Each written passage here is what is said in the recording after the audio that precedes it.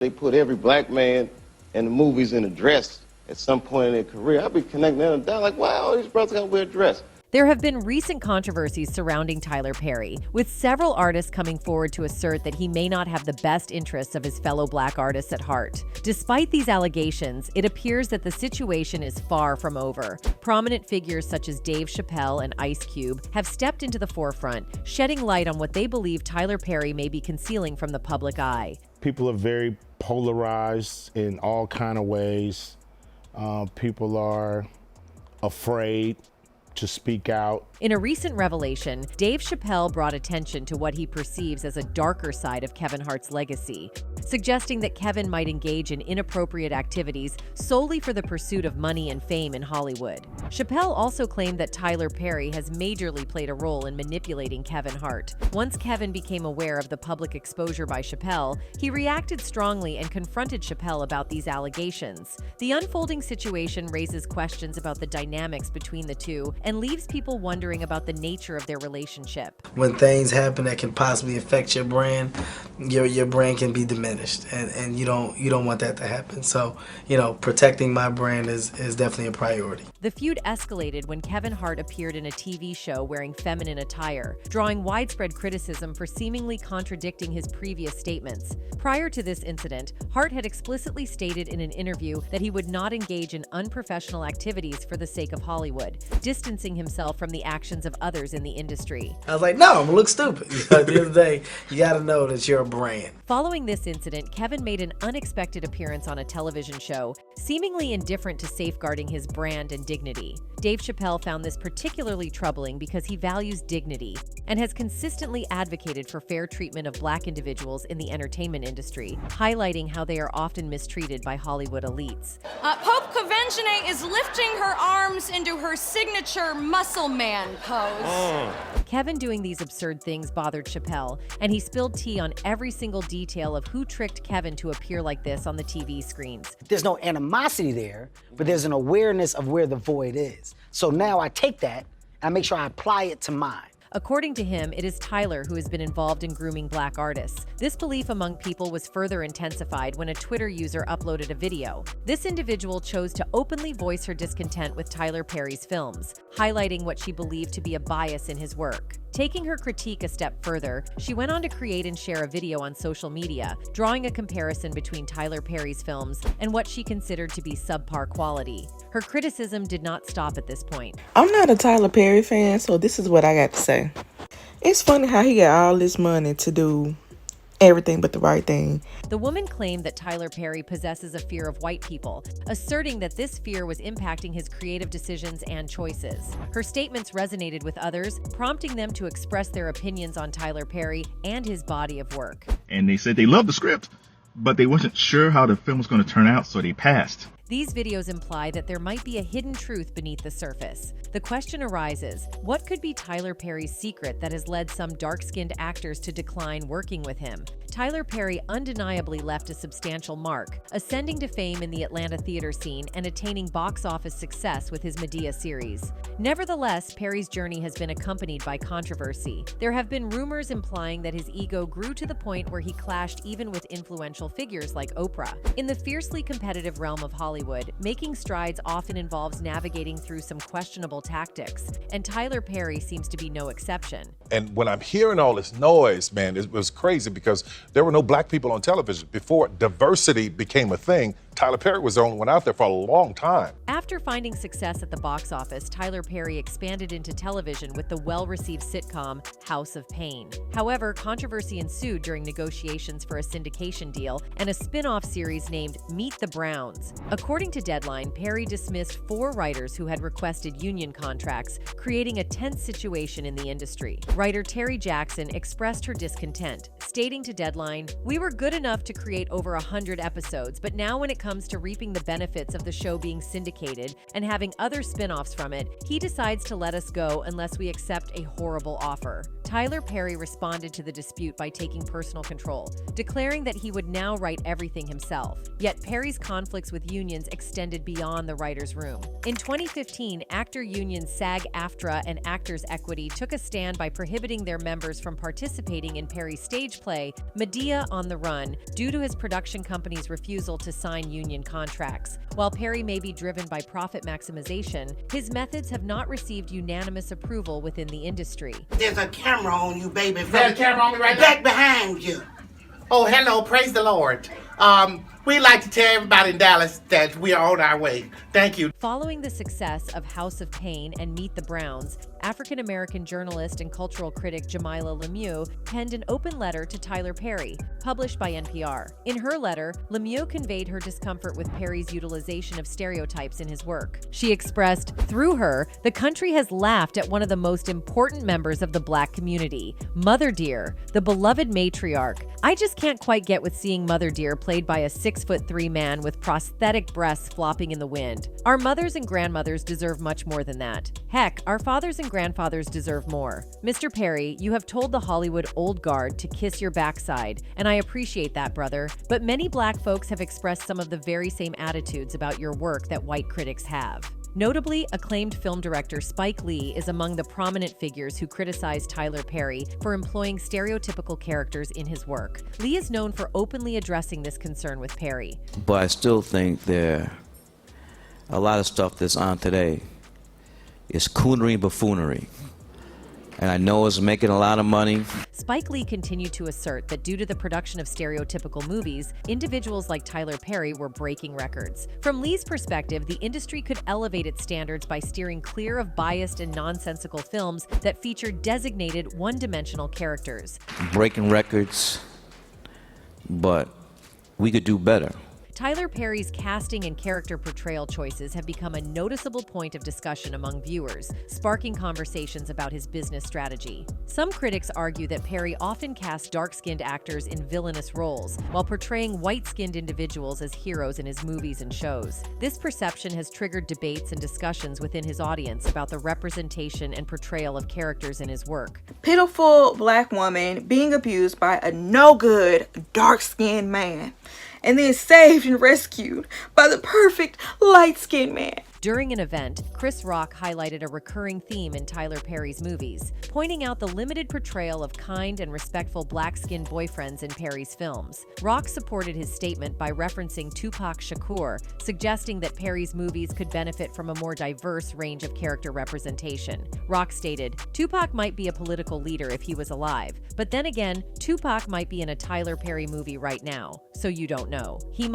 Tupac might be the bad, dark-skinned boyfriend in the Tyler Perry movie." Rock's argument was that even someone as influential as Tupac, if given the opportunity to appear in a Tyler Perry movie, might be cast as a less favorable character based on Perry's typical casting patterns. Rock humorously added, "I would hope he's a senator, but he might be kicking Jill Scott down a flight of stairs. In Tyler Perry movies, there's always okay." Chris Rock's perspective echoed Spike Lee's criticism, underlining concerns about the impact of perceived biased casting and storytelling choices on the film industry. Both Rock and Lee raised questions about the potential influence of such portrayals on the audience's perception of Black characters in mainstream cinema.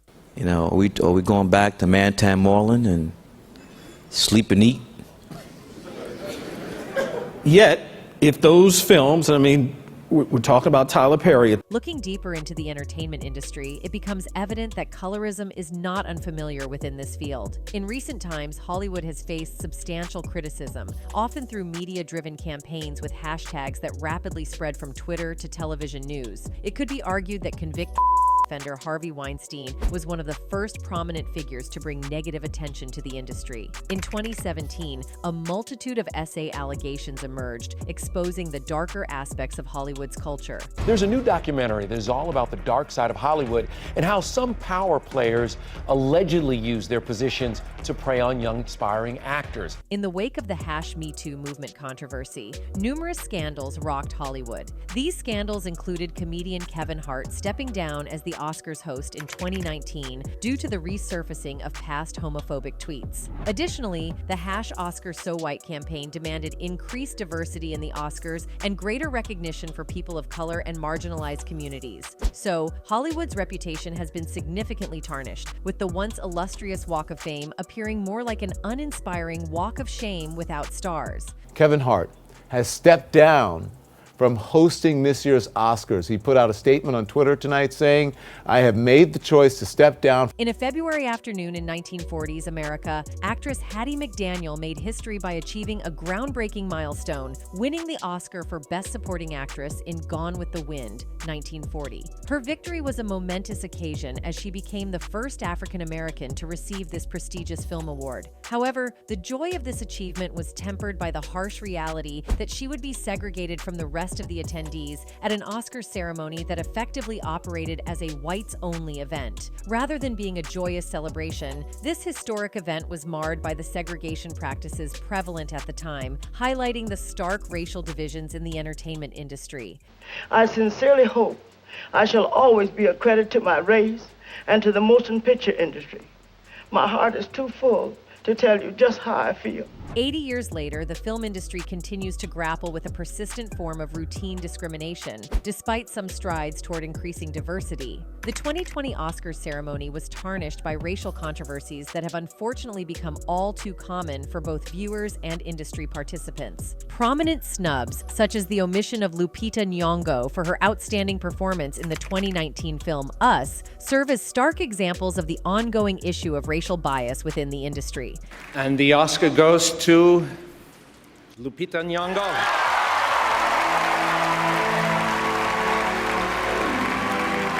The issue of racial bias in the film industry persists, with movies and shows, including those by Tyler Perry, serving as prominent examples. It's increasingly evident, as seen in Perry's films, that black-skinned actors are often cast as villains. A notable instance is Steve Harris, who portrayed Charles McCarter in one of Tyler Perry's classic movies, Diary of a Mad Black Woman. Despite being a successful lawyer, Charles reveals the existence of another woman in his life to his wife, Helen, and proceeds to treat her disrespectfully, ultimately ejecting her from their home.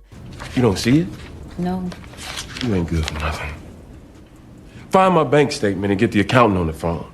Then call Calvin and tell him to get over here and you can leave. But Dave also said that the public's perception of Hollywood is at odds with reality, and that it is filled with lovable people like Tyler. Dave supposedly remarked that once you see their genuine faces, you won't be able to stand them since they are too diabolical to bear. He said, "It's the same monster that these Me Too B was trying to tell you about, but they hate the monster for how it F, and I hate that monster for how it eats. But my God, man, it's the same monster." And it turns out that Dave is the only one who can keep up with his words without fearing anyone. Even though Kevin told everybody that he will refuse to wear such dresses because he has boundaries, he showed up in SNL during his debut and shocked everybody, including Chapelle. I'm doing what it is that I've really dreamt of doing, which is becoming a global brand and what I love to do and tell jokes. So I'm happy. Hart commented that he thought it was humorous and that no one had informed him that he was forced to do anything. But is it really that straightforward? It took Chapelle 8 years to make his comedic comeback, during which time he was surrounded by a world that made him feel very uneasy. Oprah Winfrey was the subject of his first public interview when he returned home, and he used the opportunity to talk about the experience that forced him to go against the grain of what Hollywood was attempting to become, but clearly did not want to be. In addition to this, he discussed his personal encounter with the dress and how he came to the conclusion that Hollywood and possibly even the Illuminati were attempting to demean and degrade black men. And I'm not wearing no dress, man. I'm funnier than a dress. Just give me something funny to say. I don't need to wear no dress to be funny. Then he made a cryptic reference to a minor but significant part of the narrative. He exposes a sinister plan developing behind the scenes, one that most viewers won't understand.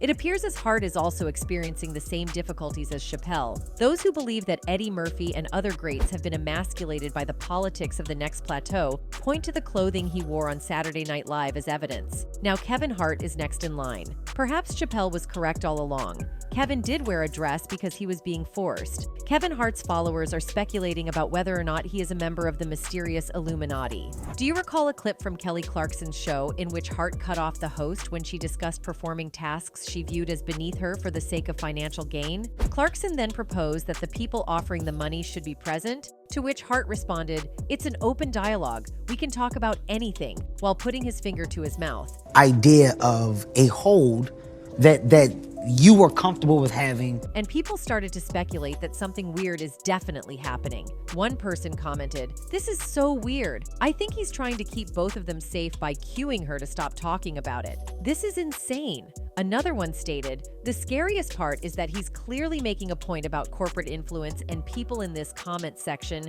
jump to worldwide conspiracy." Tyler Perry's films such as Acrimony frequently spark debates on social media platforms like Twitter. Some viewers critique Perry for consistently depicting the hardships that Black women endure in relationships with men, while others assert that he is bringing attention to genuine issues that resonate with many Black women. These discussions underscore Perry's storytelling influence and his knack for initiating conversations on significant subjects. Tyler Perry's critics contend that, notwithstanding his positive impact on the Black community, he should be subject to scrutiny for certain shortcomings. They point to instances in his films and TV shows where Black women are portrayed negatively or subjected to unfavorable treatment. Some argue that Perry's works perpetuate the notion of respectability politics as the sole route to happiness and success for his characters. Manage it, grow it, through all the growing pains of it all. You've managed to do it all on your own, figuring it out and learning as you've gone, calling me a lot. Moreover, there are concerns that Tyler Perry's assumed level of creative control might overshadow other talented Black and brown female writers and directors in the industry, exemplified by his adaptation of Ntozake Shange's play For Colored Girls Who Have Considered Suicide When the Rainbow Is Enough.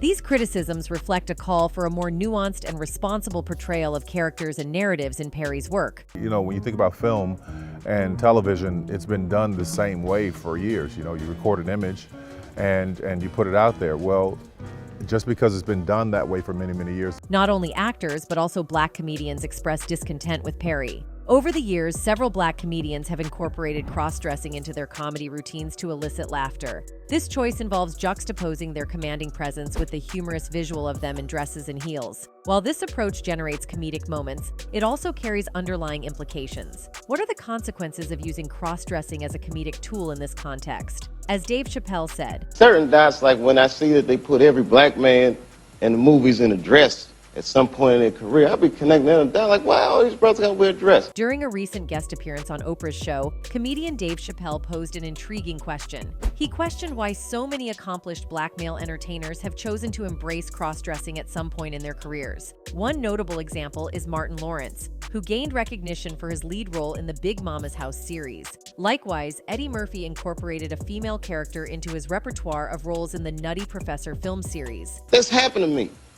I'm doing a movie with Martin. Yeah. The movie's going good. So I walk in the trailer. I'm like, man, this must be the wrong trailer because there's a dressing. Jamie Foxx made a lasting impression with his unforgettable Ugly Wanda character on In Living Color, while Marlon and Shawn Wayans delved into gender reversal for their roles in White Chicks. Furthermore, the less successful Juwana Man movie from a few years ago is a chapter that some may prefer to leave in the past. I'm here! Ooh, that girl get around.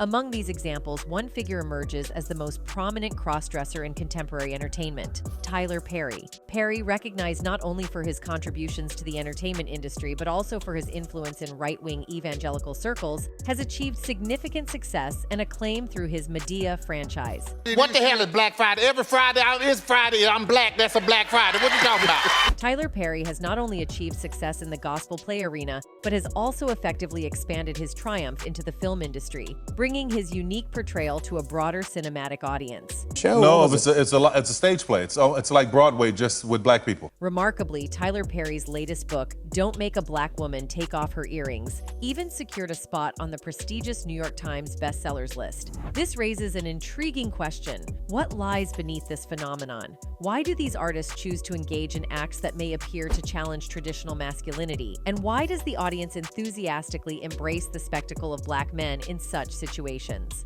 One perspective is that portraying black masculinity in a more feminine context could potentially reduce the perception of threat and increase comfort for certain individuals. These cross-dressing depictions of black men might serve as a counterbalance to the dominant and assertive image often associated with hip-hop culture. But I signed the contract the way that a 28-year-old expectant father that was broke signs a contract. Seems like Dave is not the one who has issues with the industry. Ice Cube, whose real name is O'Shea Jackson, candidly revealed that he also allegedly faced obstacles in the past due to his views. He apparently asserted that both The View and Oprah's shows declined to have him as a guest during the promotional period of his successful film Barbershop, and while producing the show Black, White. Interestingly, he noted that the entire cast of each of those shows was invited to Oprah's show on 2 separate occasions, but he personally was not extended an invitation. This experience led him to believe that his views might have played a role in being excluded from certain forums and opportunities in the entertainment industry.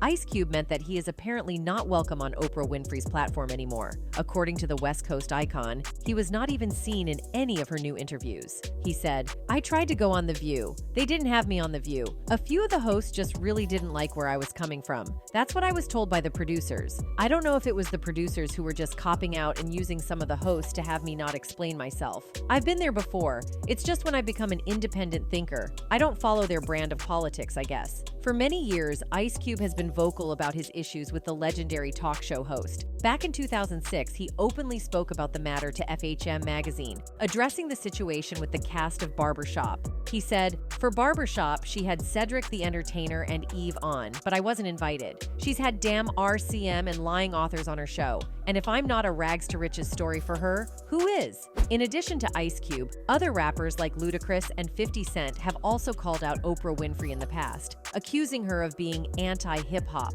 In his book, Hustle Harder, Hustle Smarter, 50 Cent also revealed that Gayle King once confronted him over the negative comments he had made about Oprah Winfrey over the years. Cent wrote in a since-deleted Instagram post, "Gayle is the real deal, a very sophisticated, secure, and smart lady. She's never afraid of a situation. So she marched right up to me and basically said, 'Why you talking S about my girl?' However, during the interview with Tucker, the conversation took a seriously controversial turn as Ice Cube delved into how he believes black Hollywood elites allegedly treat their own black artists like modern-day slaves. He expressed his concerns about the industry's dynamics, suggesting that these elites might be complicit in pushing back black artists through their influence on the media. He also shared a video in which the rapper can be seen talking directly to the camera, going on a lengthy rant about feeling disconnected from the elites and gatekeepers in showbiz and sports. While it's not explicitly clear who he's referring to, it seems he's expressing his frustration with certain figures in the industry. Ice Cube allegedly declared that he is not a part of the mainstream crowd, nor does he aspire to be. He goes on to explain that this resistance to conforming to mainstream expectations has sparked frustration among those on the inside.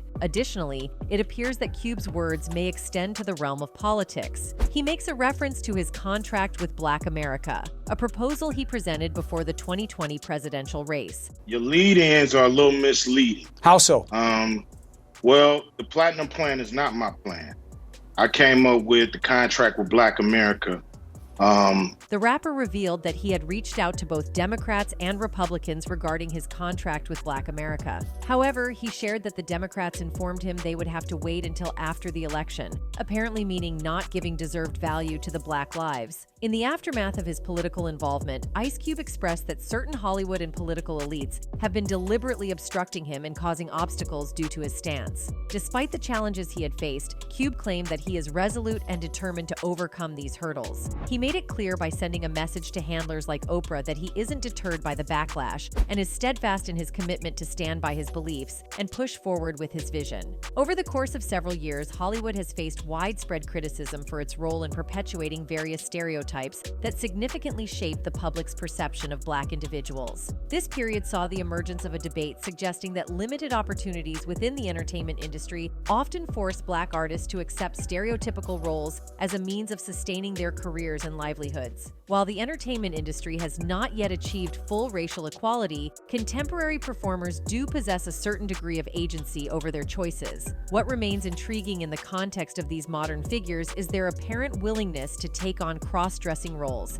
with Kevin Hart's name being particularly notable in this regard. Pope Conventionate is lifting her arms into her signature muscle man pose. Many individuals have expressed their opposition to witnessing more instances of Black men in dresses, arguing that this phenomenon has reached its saturation point. They contend that our society is already influenced by numerous factors that may undermine the perception of Black men's masculinity, and there's no need to further contribute to these forces in any way. When things happen that can possibly affect your brand, your brand can be diminished, and you don't want that to happen. So, protecting my brand is definitely a priority. It is indeed disheartening that we are opposed to witnessing further instances of Black men in dresses. This phenomenon seems to have reached its limit, and our society already grapples with numerous factors that can undermine the perception of Black men's masculinity. I was like, no, I'm gonna look stupid. At the end of the day, you gotta know that you're a brand. Over an extended period,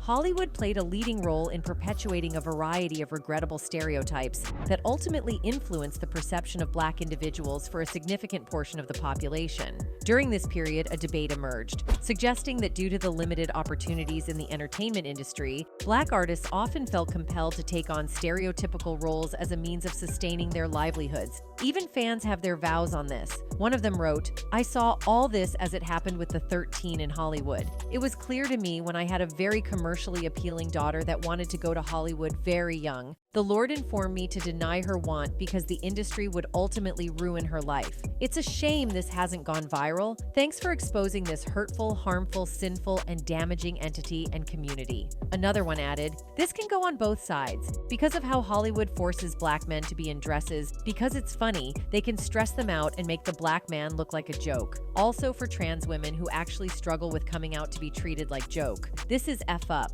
You gotta ask people and not peer pressuring them into doing something they don't feel comfortable with. I know comedy and dark humor, but it's messed up if it's for mocking." Anyways, that's it for today. See you in the next video. Until then, goodbye.